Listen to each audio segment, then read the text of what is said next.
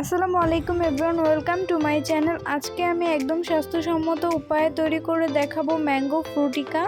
তাই এখানে আমি 3টি পাকা আম আর একটি কাঁচা আম নিয়েছি। চুলায় একটি প্যান বসিয়ে আমগুলো দিয়ে দিচ্ছি 2 কাপ পানি। এবার আমগুলোকে 2-3 মিনিটের মতো সিদ্ধ করে ব্লেন্ডারে ব্লেন্ড করে নিব।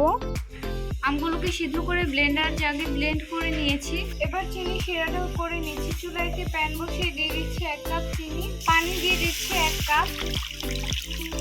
এবার এগুলোকে ফুটে আসার আগ পর্যন্ত জাল করে নিব। শিরাটা হয়ে গিয়েছে, এবার এটাকে চুলা থেকে নামিয়ে ঠান্ডা করে নিচ্ছি। এবার ব্লেন্ড করে রাখা আমগুলোর মধ্যে শিরাটা দিয়ে দিচ্ছি।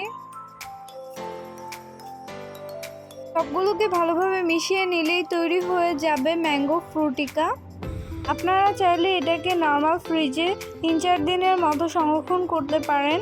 তৈরি হয়ে গেল একদম স্বাস্থ্যসম্মত উপায়ে ম্যাঙ্গো ফ্রুটিকা।